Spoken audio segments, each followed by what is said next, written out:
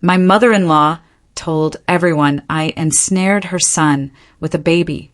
Can you imagine a mother-in-law so hell-bent on breaking your marriage that she'd accuse you of cheating and try to gaslight an entire family about your baby's paternity?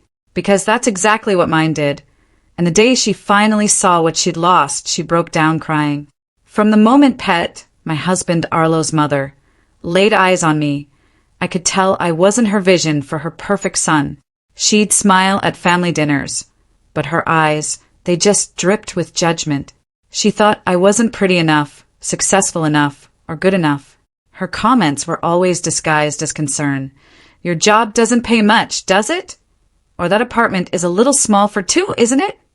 And don't even get me started on my family. Apparently, they weren't established enough. It was never a direct insult, but the message was clear as day. I was beneath her son, and she was just waiting for him to wake up and realize it. Arlo, bless his heart, always tried to defend me. He'd tell her I was the love of his life, that she needed to accept it. Pette would offer a quick, insincere apology, promise to try harder, and then, like clockwork, go right back to her subtle digs the next time we saw her. I learned to just ignore it. I loved Arlo deeply, and marrying him meant dealing with his mother. I foolishly thought things might get better after the wedding. Oh, how wrong I was. They got worse. 2 years into our marriage, I got pregnant. Arlo was ecstatic. He literally cried when I showed him the positive test, then immediately started planning the nursery. He told everyone he knew he was going to be a father, glowing with an excitement that made me fall in love with him all over again. Pette's reaction? A stark contrast. When we announced the news at a family dinner, she didn't smile. She didn't congratulate us. She just stared at me with these cold, piercing eyes and asked how far along I was. 8 weeks, I said. She actually counted backward on her fingers, like she was trying to catch me in some kind of lie. Then she just said it was awfully convenient timing. Arlo asked what she meant. She simply shrugged, said nothing, and changed the subject. But that nothing was just the beginning. After that dinner, Pette began spreading rumors to other family members. She told them I had trapped her son. She said I got pregnant on purpose to lock him into the marriage before he could change his mind. Women like her, she'd supposedly say, use babies as insurance policies. She insisted Arlo was too naive to see what I was doing, and someone needed to open his eyes. I found out when Arlo's cousin, bless her honest heart, mentioned it casually at my baby shower. She assumed I already knew, assumed Arlo had already confronted his mother. He hadn't because Pette was careful. She only spread her venom to people she thought wouldn't tell us. That night, I told Arlo everything. He was absolutely furious. He called his mother immediately, demanding an explanation. She, of course, denied everything. She said his cousin must have misunderstood. She cried, playing the victim, saying she would never accuse me of something so terrible. And somehow, in that twisted conversation, Arlo ended up apologizing to her. It was soul-crushing. Our beautiful daughter was born that spring. Imagine. And let me tell you, she came out looking exactly like Arlo. Same nose, same chin, same unusual eye color that ran in his family. Even the same birthmark on her left shoulder. The nurses joked about how I did all the work, and she popped out his identical twin. Everyone who saw her said the same thing. Everyone, that is, except Pette. When she visited the hospital, she held our daughter for less than a minute before handing her back. She said Imogen looked small. She said she looked nothing like Arlo did as an infant. She even tried to argue, sometimes babies look like one parent at first, but that changes as they grow. She planted those seeds of doubt right there, in a room full of people who could clearly see the resemblance. Over the next few months, her campaign escalated. Pette started telling extended family members she wasn't sure Imogen was really Arlo's. She actually suggested I might have cheated and was passing off another man's child as her son's. She recommended Arlo get a paternity test before he got too attached. She'd say these vicious things to aunts and uncles and cousins. all while smiling sweetly at me during Sunday dinners. This time, Arlo heard about it from multiple relatives. Too many people reported the exact same comments for Pette to deny. When he confronted her again, she finally admitted she had concerns. She said a mother has a right to protect her son. She insisted Imagigen didn't look like him, no matter what everyone else claimed. She said she'd feel better if there was a test to confirm things, adding, "If you have nothing to hide, you should welcome the chance to prove me wrong." Arlo looked at his mother. Then he looked at our daughter, sleeping peacefully in my arms. Our daughter, who had his exact face, who everyone in the world could see was his child. He told his mother, his voice dangerously quiet, that if she needed a test to believe him, then she didn't trust him at all. He told her that demanding proof when the evidence was sleeping right in front of her showed she didn't want to be proven wrong. She wanted to be right more than she wanted a relationship with her own grandchild. He finished by saying that until she apologized to me sincerely and stopped spreading lies, she wasn't welcome in our home. Pette, indignant, said he was choosing me over his own mother. Arlo, standing tall, calmly replied that he was choosing his wife and daughter over someone who couldn't accept them. She stormed out, I'm sure expecting him to call her within days and take it all back. He didn't. Weeks passed, then months, and honestly for us it was glorious. Since Arlo cut off his mother, life settled into a comfortable rhythm that felt lighter than anything we'd experienced since I got pregnant. Imagigen started doing these little things that made my heart feel too big for my chest. She'd grab at her toes and make these gurgling sounds that weren't quite laughs, but close enough. Arlo would come home from work, and she'd kick her legs when she heard his voice. We'd spend evenings on the floor with her between us, watching her discover her hands like they were the most amazing things in the world. Nobody was questioning whether she was really his daughter. Nobody was spreading lies about me.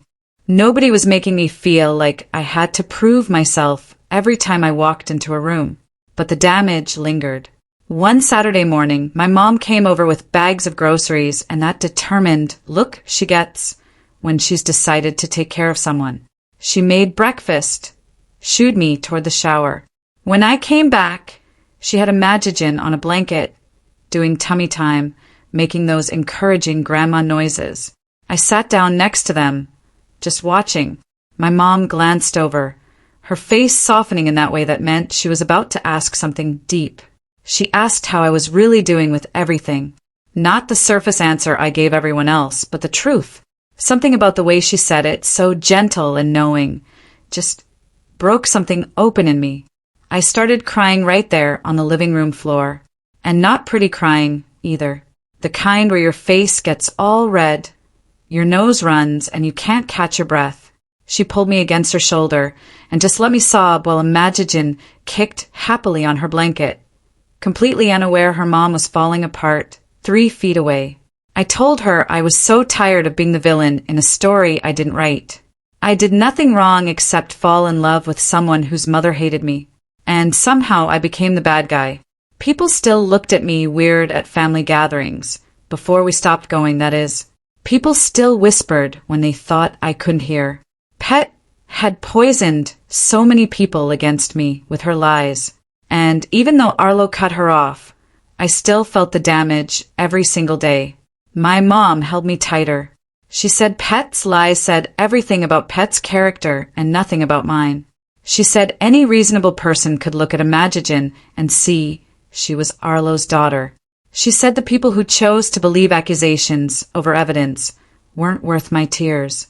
She said I was a good mother and a good wife, and Pette's jealousy and control issues were her problem to fix, not mine to carry. I cried harder because, oh God, I needed to hear that so badly. Later that afternoon, after my mom left, Arlo's phone rang. It was Fletcher, Arlo's cousin, and I could hear the tension in Arlo's voice as he answered. He listened for a long time, his jaw getting tighter with each passing second. When he hung up, he looked angrier than I'd seen him in weeks. Fletcher had called to warn us that Pette was making the rounds with extended family members. She wasn't apologizing or taking responsibility for anything she'd said about me. Instead, She was positioning herself as the victim. She was telling people how hurt she was, how we were keeping her only grandchild away from her for no good reason. She was crying to aunts and uncles about how her son had chosen his wife over his own mother. She was conveniently leaving out every single thing she'd done to cause this situation. Arlo paced across the living room, his hands clenched into fists. He kept saying, "She's still not getting it. She still thinks she's the wronged party." His mother had spent months accusing me of trapping him with a baby, months suggesting I'd cheated, months demanding paternity tests when our daughter had his exact face. And now she wanted sympathy because he'd finally set a boundary? I watched him pace and felt something shift in my chest. We'd been reactive this whole time, just responding to whatever Pette did next. Maybe it was time to be proactive. "We need to control the narrative," I said, "before your mother completely twists it." Arlo stopped pacing and looked at me. "We should tell people exactly what happened. Not the sanitized version, not the polite version. The truth about what she said and did." He thought about it for a minute, then nodded. He pulled out his phone and opened the family group chat. He spent 20 minutes typing, his thumbs flying across the screen. When he showed me what he'd written, it was detailed and clear. He explained exactly why we'd established boundaries with his mother. He listed the accusations she'd made about me trapping him. He detailed the lies she'd spread about my fidelity. He described her demand for paternity tests despite the obvious evidence.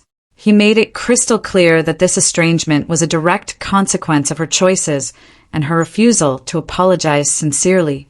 He sent the message before either of us could second-guess it. The responses started coming in within minutes. Some family members expressed support and said they'd suspected Pette wasn't telling the whole truth. Others sent messages saying we should forgive family no matter what they do. A few said they had no idea things were that bad. Then Arlo's brother, River, texted back, and I watched Arlo's face turn red as he read it. River said we were being dramatic. He said Pette was just concerned. He said mothers have a right to protect their sons. Arlo typed back fast, his fingers hitting the screen harder than necessary. He said their mother accused his wife of infidelity and entrapment, not concern. He said those were serious accusations that damaged my reputation with everyone who heard them. He said River minimizing what happened showed exactly why they needed space from the whole family. The argument continued back and forth until Arlo finally muted the conversation and tossed his phone on the couch. 3 weeks later, something amazing happened. Imagigen started sleeping through the night, not just once, but consistently, 7 to 8 hours straight. I woke up one morning actually feeling rested for the first time since she was born. I could think clearly again. I could function like a normal person. I felt like myself returning, bit by bit. I took her for her 6-month checkup on a Thursday morning. The pediatrician weighed her, measured her, and did all the standard checks. She commented on how alert Imagigen was, how she tracked movement with her eyes and responded to sounds. She said Imagigen was healthy and developing perfectly. I felt this surge of pride sitting there in the exam room. Despite everything with Pette, despite the stress and the lies and the family drama, my daughter was thriving. I was doing something right. In the waiting room afterward, I was gathering up the diaper bag when someone said my name. I looked up and saw one of Arlo's distant cousins standing there. She had a baby carrier in one hand and looked like she'd rather be anywhere else. She congratulated me on the baby, but she couldn't quite look me in the eye. Her gaze kept sliding away, to the side, to the floor, to the receptionist desk. I realized immediately what was happening. She'd heard Pette's version of events and didn't know what to believe. I could see it in the way she stood too far away, in the way she kept the conversation surface level, in the way she couldn't meet my eyes when she asked how old Imagigen was now. Something just clicked in me right there in that waiting room. I was done hiding.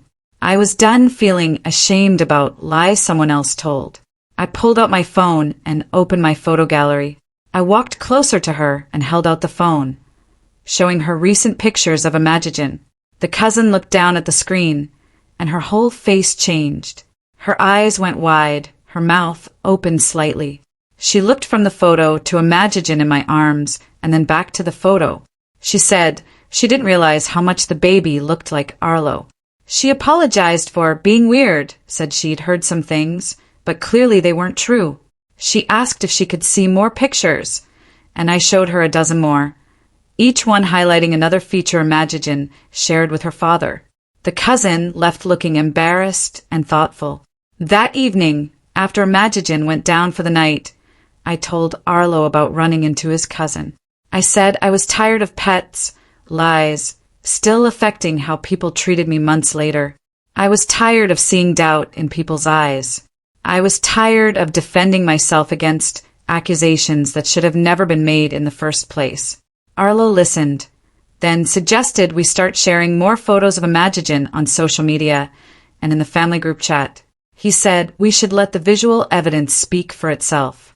If people could see how much she looked like him, they'd realize Pette had been lying all along. We spent the next hour going through our photo gallery, selecting pictures. We chose ones that showed Imagigen's face clearly, ones that highlighted her eye color, ones where the resemblance to Arlo was impossible to miss. We created a shared album and sent it to the extended family with a simple message about wanting to share our daughter's first 6 months. The response was immediate and overwhelming. Family members started commenting within minutes. They pointed out identical features. They said she had Arlo's nose, his chin, his eyes, his expressions. They posted old baby pictures of Arlo for comparison, and the similarities were striking.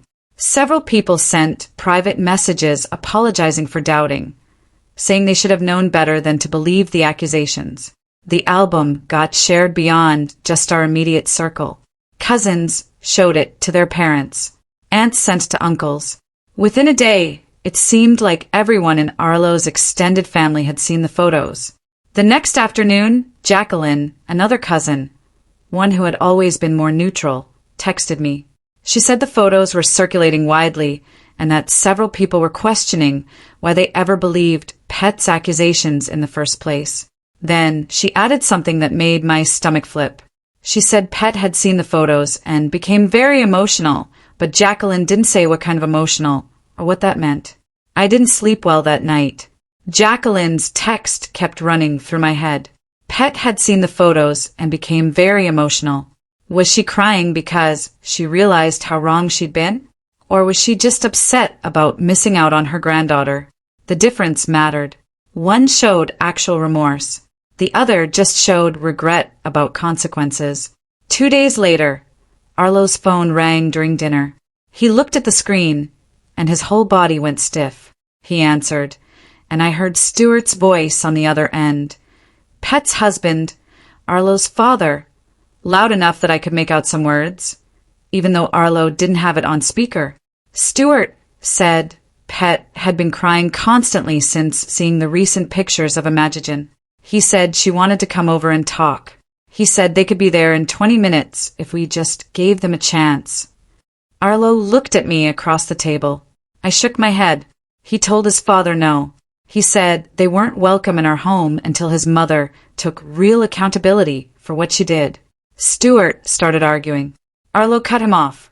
He said spreading lies about me to the entire family wasn't something that could be fixed with one conversation. He said his mother had months to apologize sincerely, and she chose to double down on her accusations instead. Stuart then pleaded that Pette was suffering. Arlo, his voice like steel, said I suffered too when his mother told everyone I was a cheater who trapped him with someone else's baby. The call ended badly. Arlo sat there staring at his plate. Imagigen made a happy noise from her bouncer, and he didn't even look up. The next few days were rough. Arlo went to work and came home looking exhausted. He'd hold Imagigen for long stretches without saying much. I could see the stress piling up on him. His shoulders stayed tight. His jaw stayed clenched. He barely ate dinner. On Thursday, he came home 2 hours late. I'd already fed Imagigen and put her down for the night. He walked in the door and just stood there in the hallway. I asked what happened. He said a major project at work failed. He said his boss blamed him even though the failure wasn't his fault. He'd spent the afternoon in meetings getting torn apart for someone else's mistakes. I hugged him, and he just leaned against me like he was too tired to hold himself up. We sat on the couch, and he pulled Imagine's baby blanket onto his lap. He held it and stared at nothing. I made him tea. He drank it cold an hour later because he forgot it was there. That night in bed, Arlo finally spoke. He said he'd been thinking about his mom more lately. He asked if we were being too harsh by maintaining complete no contact. My stomach dropped. I felt panic rise up in my chest because I wasn't ready to let Pette back into our lives. But I also didn't want to be the reason Arlo was suffering. I asked what he meant. He said maybe we could consider letting his parents visit if his mother apologized. He said the estrangement was affecting him more than he expected. He said he missed his mom, even though he was still angry at her. I sat up in bed. I reminded him that his mother spent months telling people I trapped him. I reminded him she suggested I cheated and that Imagine wasn't his. I reminded him she recommended he get a paternity test like our daughter's face wasn't proof enough. He said he knew all that. He said he wasn't trying to excuse what she did. He said he was just struggling with the whole situation. We argued. It was our first real fight about his mother since he cut her off. Arlo said maybe we could do supervised visits if she gave a proper apology. I said her tears over photos didn't erase months of calling me a liar. I said crying because she missed her granddaughter wasn't the same as being sorry for destroying my reputation. He said he understood that, but maybe we could at least hear her out, he pleaded. I got out of bed. I told him his mother hadn't actually done anything to earn forgiveness yet. I said she was sad about consequences, but that didn't mean she understood the harm she caused. He said I was right, but he was tired of being caught between his wife and his mother. I said I was tired of being painted as the villain for protecting myself and our daughter from someone who spread vicious lies about me. We went back and forth. Neither of us raised our voices because Imagine was sleeping in the next room. But the anger was there, sharp and real between us. I slept on the couch that night. In the morning, Arlo came out and sat next to me. He apologized.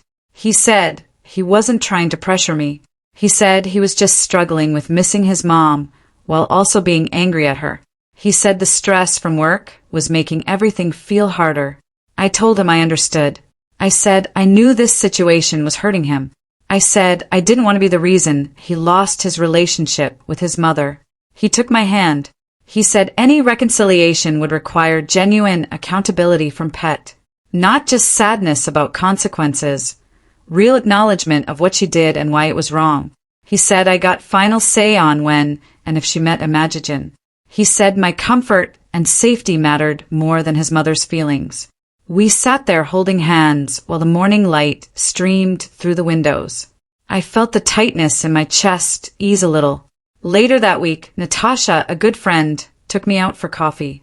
Arlo stayed home with Imagine. I just needed to get out of the house. I needed to talk to someone who wasn't emotionally connected to Pette. We sat in a corner booth, and I told her everything. About the phone call from Stuart, about Arlo asking if we were being too harsh, about our argument and how guilty I felt for maintaining boundaries. Natasha listened without interrupting. When I finished, she leaned forward. She reminded me that Pette accused me of entrapment and infidelity to anyone who would listen. She reminded me that Pette tried to convince Arlo to get a paternity test for a baby who obviously belonged to him. She said protecting myself and my daughter from that toxicity wasn't cruel. She said Pette created this situation entirely on her own. She said I didn't owe forgiveness to someone who spent months trying to destroy my reputation and my marriage. I felt tears building up. She passed me napkins. She said being the bigger person didn't mean letting toxic people walk all over me. She said boundaries weren't punishment, they were protection. I went home feeling more grounded. Arlo and I sat down after Imagine went to sleep that night. We had a calmer conversation about what accountability would actually look like from his mother. We agreed it meant a direct apology to me, not through other family members, not through crying phone calls. A real face-to-face apology, where she acknowledged the specific harm she caused. We agreed it meant change behavior over time. Not just one conversation where she said sorry and expected everything to go back to normal. We agreed she needed to correct the lies she spread. Tell the same people who heard her accusations that she was completely wrong. We wrote it all down. Clear expectations, no room for misunderstanding. Arlo said he'd communicate these requirements to his parents. He said if his mother wasn't willing to meet them, then the estrangement would continue. Arlo sent a text message to his father that evening, clearly stating that a written apology acknowledging specific harm was the first step. Not a guarantee of immediate reconciliation, just the first step. Stuart responded an hour later. He said they thought we were being unreasonable. He said demanding a written apology was excessive and formal. He said Pette had already admitted she was wrong, and we were punishing her by making her jump through hoops. Arlo read the message out loud to me. Then he typed back that if a sincere apology was too much to ask, they could continue the estrangement. He said we weren't interested in half measures or fake reconciliation. Stuart didn't respond after that. 2 weeks passed with no letter. I started to think Pette's breakdown was just about her own feelings of missing out, not genuine remorse about what she did to me. She was sad about not knowing her granddaughter, but she wasn't actually sorry for calling me a liar and destroying my reputation with her accusations. Arlo seemed both relieved and disappointed. I could tell he was hoping his mother would step up. He wanted to believe she was capable of real accountability. But as the days went by with nothing from her, he started accepting that maybe she wasn't. We stopped talking about it as much. Life went back to normal routines. Imagigen learned to roll over from her back to her stomach. We celebrated that milestone without thinking about Pette at all. Then, a letter arrived in the mail on a Tuesday afternoon. I recognized the return address immediately. My hands shook as I opened the envelope. The paper inside was nice. Stationery with Pette's name printed at the top. Her handwriting covered 3 full pages. I sat down on the couch before I started reading. The letter detailed every single accusation she made against me. She wrote about telling family members I trapped Arlo with a pregnancy. She wrote about suggesting I cheated and passed off another man's child as her son's. She wrote about recommending a paternity test when Imagigen's resemblance to Arlo was obvious to everyone. She admitted she was wrong about all of it. She acknowledged that she tried to turn family against me because she didn't think I was good enough for her son. She wrote that she felt threatened by how much Arlo loved me and how complete our little family seemed without her input or approval. The letter included an apology for questioning Imagigen's paternity when the resemblance was obvious to everyone. She wrote that she was looking for reasons to be right rather than accepting the truth. She admitted she wanted me to be wrong about everything because it would prove her initial judgment of me was correct. She wrote that seeing those recent photos made her realize she'd missed months of her granddaughter's life because of her own pride and cruelty. She said she was ashamed of herself.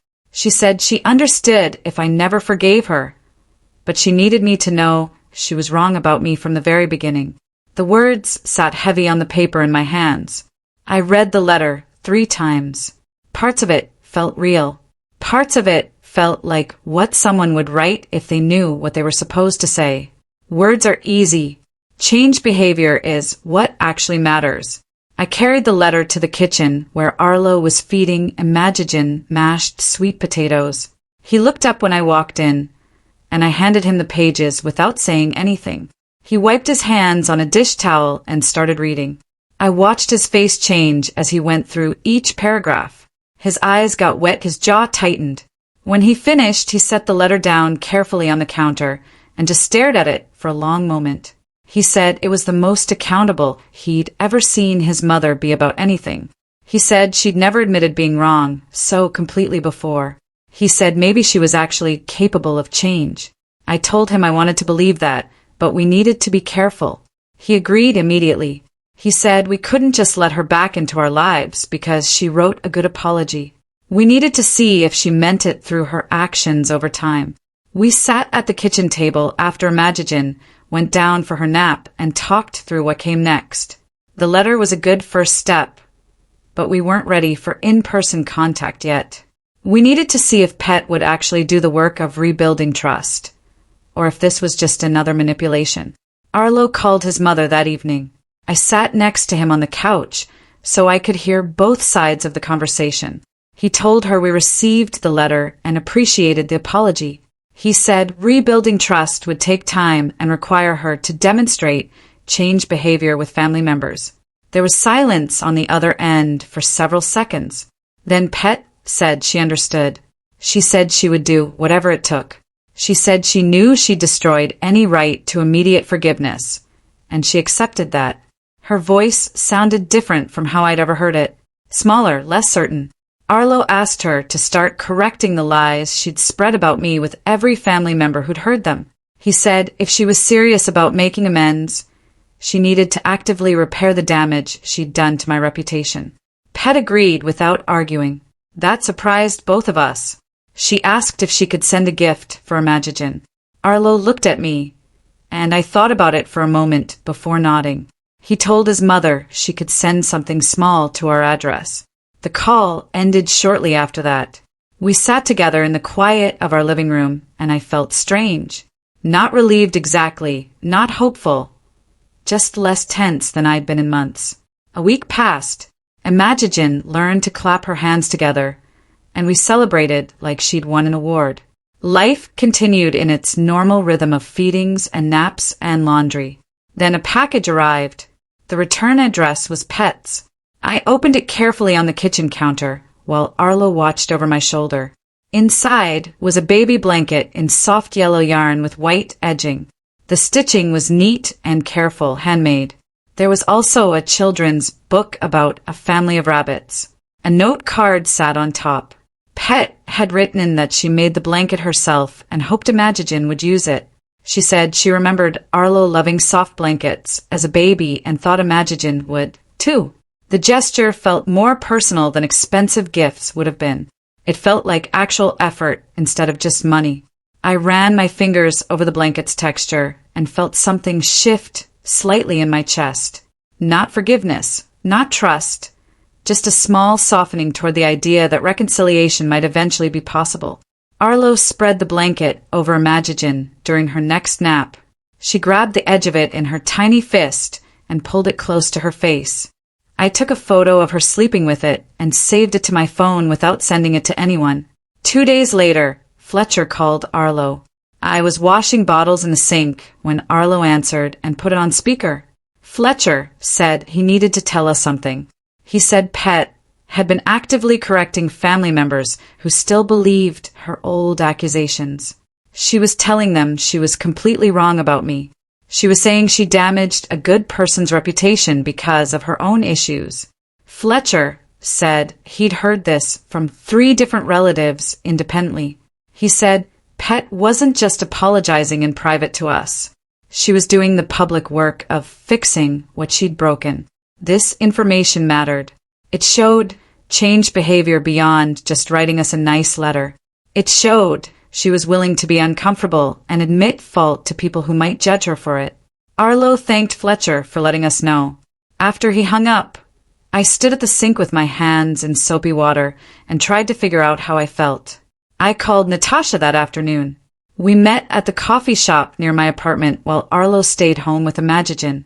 I told her everything about the letter and the blanket and Fletcher's call. I asked if I was being too cautious or not cautious enough. Natasha stirred sugar into her coffee and looked at me seriously. She said protecting my daughter from someone who spent months calling her mother a cheater and liar was reasonable. She reminded me that Pette didn't just insult me privately. She tried to convince an entire family that I'd trapped her son and passed off another man's baby as his. She said I got to control the terms of any reconciliation and that making Pette earn back trust was appropriate. I drove home feeling more settled in my boundaries. That evening, Arlo and I sat down at the dining table with a notebook. We wrote out specific conditions for any future contact with Pette. She could never badmouth me to family again. Visits would be supervised. She had to respect our parenting decisions without criticism. The first sign of her old behavior meant immediate return to no contact. We wrote everything down in clear language. We both signed it at the bottom. Arlo scanned the document and emailed a copy to his parents. Stuart called back within an hour. He said the conditions were excessive. He said we were treating Pette like a criminal when she'd already apologized. Arlo told his father that these were non-negotiable terms, and if they couldn't accept them, the estrangement would continue. Then Pette's voice came through the phone. She must have taken it from Stuart. She told him to be quiet. She said she accepted all the conditions without reservation. She asked when she might be able to meet Imagigen in person. Arlo said we needed at least another month of demonstrated good behavior before we'd consider it. Pette agreed. During that month, updates came through Jacqueline. Pette was correcting her past lies with extended family. She was working on herself. Jacqueline reported that Pette had started seeing a therapist to work on her controlling behavior and pride issues. The information felt like genuine effort, like maybe Pette was actually trying to change instead of just saying the right words to get what she wanted. I kept waiting for the other shoe to drop, for Pette to get impatient or defensive or demanding. But the weeks passed and she stayed consistent. She sent brief updates through Jacqueline about her therapy sessions. She didn't push for faster reconciliation. She didn't make excuses or minimize what she'd done. I started to think that maybe seeing those photos of Imagigen had actually broken something open in her. Maybe missing months of her granddaughter's life had finally made her face what her pride had cost her. My mom showed up the following weekend with her usual bags of groceries and a container of soup she'd made the night before. I met her at the door with Imagigen on my hip, and she immediately took the baby from me and started making those grandmother noises that always made Imagigen smile. She carried her granddaughter into the kitchen while I brought in the groceries, and by the time I joined them, she'd already settled into a chair with Imagigen in her lap, examining her tiny fingers like they held secrets. I heated up the soup while she played with the baby, and we ate lunch together at the kitchen table with Imagigen between us and her bouncer. After we finished eating, I told her about Pette's letter and everything it said. I explained the conditions Arlo and I had written out and how we'd sent them to his parents. I described Stuart's reaction and how Pette had accepted everything without argument. My mom listened without interrupting, nodding occasionally, her face serious but not surprised. When I finished, she reached across the table and squeezed my hand. She said she was proud of me for standing firm on boundaries, while leaving room for reconciliation if Pette proved herself. She reminded me that protecting myself and Imagigen had to come first, always. Then she warned me to watch carefully for any signs of Pette's old patterns returning, because people could say the right words without actually changing their behavior. She told me to trust my instincts and never let guilt override my judgment about what was safe for my daughter. I felt something settle in my chest hearing her say that, because sometimes I needed someone to confirm I wasn't being unreasonable or cruel. 6 weeks crawled by with Pette maintaining her good behavior through Jacqueline's reports. She kept correcting her lies with family members. She kept going to therapy. She sent one brief note through Jacqueline asking if we'd received the blanket and hoping Imagigen liked it, but she didn't push for more contact or complain about the timeline. Arlo and I talked about it multiple times during those weeks, always circling back to the same question. Was his mother genuinely changing or just performing change to get what she wanted? Finally, we agreed to try a supervised meeting at the park 3 blocks from our apartment. The location felt safe because we could leave immediately if things went wrong, and it was neutral territory where Pette couldn't corner us or make a scene. Jacqueline offered to come along as a buffer, and we accepted because having a witness made the whole thing feel less dangerous. She promised to stay nearby, but give us space, ready to step in if Pette showed any sign of her old behavior. We scheduled it for the following Saturday morning at 10 o'clock, giving ourselves the whole day to recover afterward if we needed it. The night before the meeting, I barely slept. I kept running through scenarios in my head, imagining all the ways Pette might react to seeing Imagigen in person. Would she be able to hide her resentment toward me? Would she say something passive-aggressive that sounded innocent but carried her old venom? Would she try to take Imagigen from my arms and claim some grandmother right to hold her first? Every time I started drifting off, another worry would jolt me awake, and I'd find myself staring at the ceiling in the dark. Arlo woke up around 3 o'clock in the morning and found me sitting up in bed. He pulled me back down against his chest and wrapped his arms around me. He promised we would leave immediately if his mother showed any sign of her old behavior. He reminded me that I was in control of this meeting and that Pette only got to see Imagigen because I was allowing it. His voice was steady and certain in the darkness, and I finally fell asleep around 4 with his hand rubbing slow circles on my back. Saturday morning arrived too. Quickly, we got Imagigen ready and packed her diaper bag with extra supplies, even though we'd only be gone an hour. Arlo loaded the stroller into the car while I buckled Imagigen into her car seat, and neither of us said much during the short drive to the park. Jacqueline was already there when we arrived, sitting on a bench near the playground with a coffee cup in her hands. She waved when she saw us but didn't approach, letting us get Imagigen out of the car and settled in the stroller at our own pace. The park was busy with other families enjoying the spring weather. Kids running around the playground equipment, parents pushing swings. It felt surreal to be meeting Pette in this normal, cheerful place after months of estrangement. We walked slowly toward the meeting spot, and that's when I saw her. Pette was sitting alone on a bench near the fountain, wearing a simple blue sweater I'd never seen before. She looked smaller, somehow older. Her shoulders curved forward, like she was trying to make herself less noticeable. When she saw us approaching with the stroller, she stood up quickly but didn't move toward us. Her hand went to her mouth, and even from a distance, I could see her eyes filling with tears. She started crying before we even reached her, and my whole body went tense. I couldn't tell if these were manipulative tears meant to make us feel guilty or genuine emotion from seeing her granddaughter for the first time in months. We stopped about 10 feet away from her, and Arlo's hand found mine. Pette stayed where she was, still crying but not approaching, and I realized she was waiting for permission. Arlo cleared his throat and told her she could come closer to see Imagigen. She walked toward us carefully, like she was afraid we'd change our minds and run. When she reached the stroller, she knelt down beside it instead of standing over it, putting herself at Imagigen's level. She just looked at our daughter for a long moment without saying anything. Imagigen was awake and alert, her unusual eyes tracking the movement of other kids in the park. Pette's hand hovered near the stroller handle, but didn't touch it. Then she spoke, her voice rough from crying. She said, Imagigen was beautiful. She said she looked exactly like Arlo did as a baby, the same nose and chin and eyes. There was no defensiveness in her voice when she said it. No hint of the woman who'd insisted for months that the resemblance didn't exist. Just sadness and what sounded like regret. I watched her carefully, searching for any sign of the woman who'd accused me of trapping her son. I looked for the subtle digs disguised as compliments, the passive-aggressive comments about my parenting, the cold judgment in her eyes when she looked at me.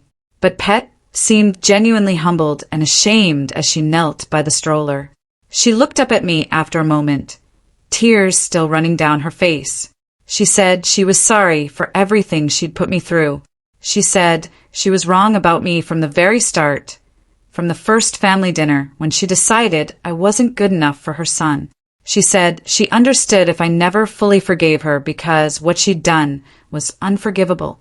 Her voice broke on that last word, and I felt something shift in my chest. Not forgiveness exactly, but maybe the beginning of believing she might actually mean what she was saying. Arlo asked his mother why she spread those lies about me, his voice harder than I had heard it in weeks.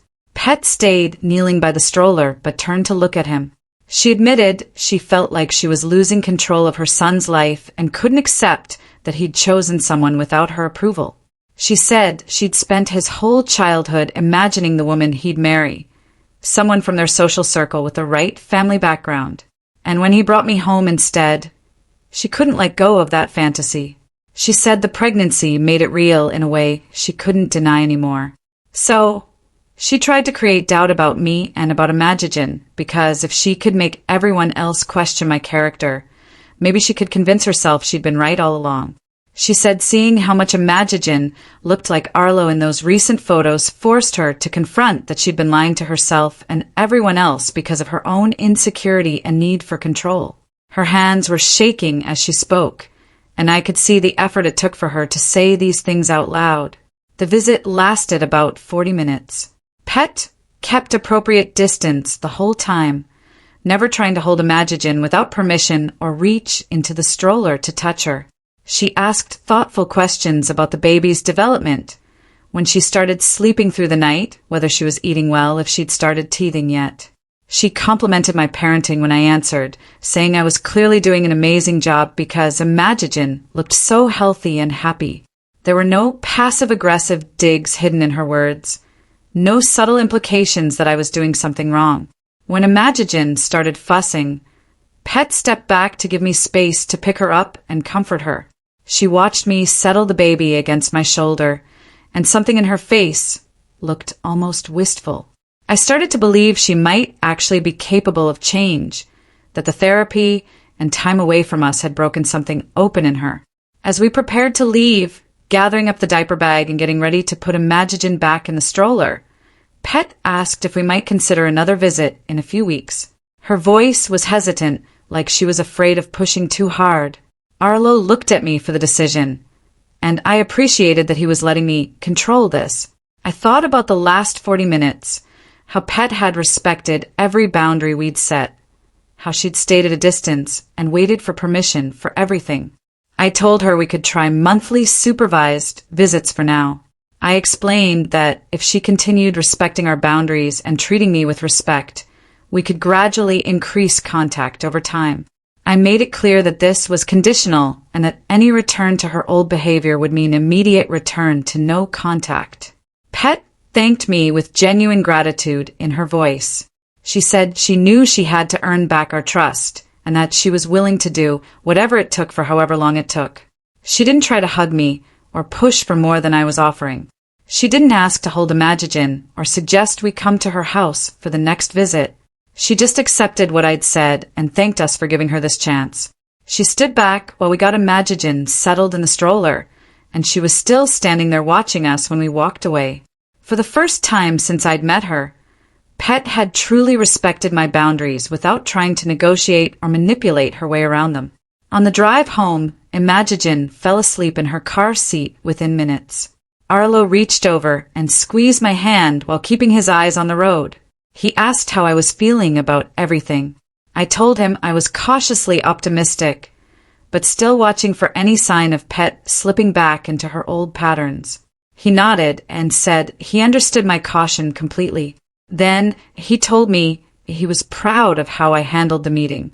He said my willingness to give his mother a chance, even with all the strict conditions, meant everything to him. I looked out the window and said I wasn't doing it for Pette. I was doing it for him, and for Imagigen, because they both deserved the chance at having a grandmother if she could actually change. He squeezed my hand tighter and didn't say anything else for the rest of the drive. Over the next 2 months, we scheduled 3 more supervised visits with Pette at the same park. Each visit went smoothly without any problems. Pette maintained respectful behavior the entire time and never once criticized me or questioned our parenting choices. She brought small, thoughtful gifts for Imagigen at each visit: a soft stuffed rabbit, a set of board books, a musical toy that played gentle lullabies. She always asked permission before taking photos of Imagigen. She stayed at whatever distance we indicated was appropriate. She complimented how well Imagigen was developing without making it sound like a surprise. When Imagigen started crawling between visits, Pette celebrated the milestone with genuine excitement and no comments about whether she was early or late compared to Arlo as a baby. She was showing us through consistent actions that she understood she was on probation and couldn't afford any mistakes. Fletcher called Arlo one evening to tell us something interesting he'd noticed at a family gathering. Extended family members had been commenting on the change in Pette's behavior and attitude. She'd been consistently correcting the record about me whenever anyone brought up the old accusations. When someone mentioned the paternity concerns at a cousin's birthday party, Pette immediately shut it down and told them she'd been completely wrong about everything. She apologized to the whole group for spreading lies about me and said I was a wonderful mother and wife. Fletcher said several relatives were shocked because they'd never heard Pette admit she was wrong about anything before. After Fletcher's call, several relatives reached out to me directly to apologize for believing Pette's lies.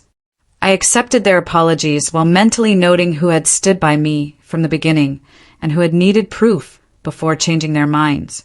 Arlo and I celebrated our 3rd wedding anniversary on a quiet evening at home with a Magigen between us on the couch. She was playing with her feet and making happy babbling sounds. Arlo put his arm around me and pulled me close.